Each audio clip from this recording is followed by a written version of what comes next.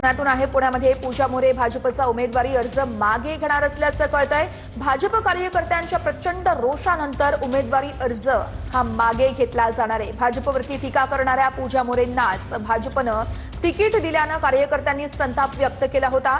पक्षहितासाठी उमेदवारी अर्ज मागे घेणार असं पूजा मोरे यांनी स्पष्ट केलेलं आहे। भाजप कार्यकर्त्यांकडून संताप व्यक्त केला जात होता आणि त्यानंतर आता अखेर पूजा मोरे भाजपचा उमेदवारी अर्ज मागे घेणार आहेत। भाजपच्या कार्यकर्त्यांच्या प्रचंड रोषानंतर मोरे या आपला उमेदवारी अर्ज मागे घेत आहेत। पक्षहितासाठी उमेदवारी अर्ज मागे घेणार असं पूजा मोरे यांनी सांगितलेलं आहे। अर्ज मागे घेण्यासाठी पूजा मोरे या निवडणूक आयोगाच्या कार्यालयात देखील गेल्याचं कळतंय। पुण्यामध्ये पूजा मोरे भाजपचा उमेदवारी अर्ज अखेर मागे घेणार असल्याचं कळतंय।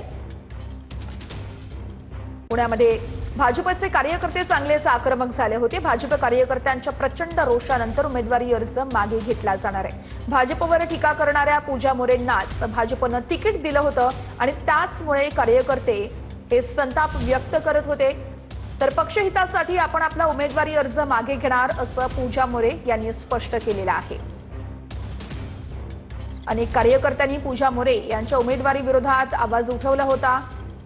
कार्यकर्ते संतप्त झाले होते। मात्र आता अखेर पक्षहितासाठी आपण आपली उमेदवारी मागे घेतोय असं पूजा मोरे यांनी स्वतः स्पष्ट केलेलं आहे। अर्ज मागे घेण्यासाठी स्वतः पूजा मोरे या निवडणूक अधिकारी कार्यालयामध्ये देखील पोहोचल्याचं कळतंय। पुण्यामध्ये पूजा मोरे या भाजपचा उमेदवार अर्ज हा मागे घेणार असल्याचं कळतंय।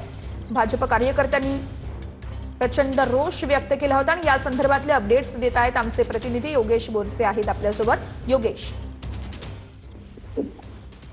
निश्चितच भाजपच्या अधिकृत उमेदवार असणाऱ्या पूजा मोरे यांनी आता माघार घेतलेली आहे। पहिल्या उमेदवार आहे की त्या अशा पद्धतीचा निर्णय त्यांना घ्यावा लागतोय आणि पक्षाच्या आदेशामुळे मी माघार घेत असल्याचं पूजा मोरे यांचं म्हणणं आहे आणि काही वेळापूर्वीच येरवडा क्षत्रिय कार्यालयात दाखल झालेले आहेत आणि त्यांनी आता माघार केली आहे। कारण गेल्या काही दिवसांपासून आपण जर बघितलं तर पूजा मोरे यांच्या उमेदवारीवरून चर्चा देखील होत होती। मात्र आता काही वेळापूर्वी पूजा मोरे आणि धनंजय जाधव हे येरवडा क्षत्रिय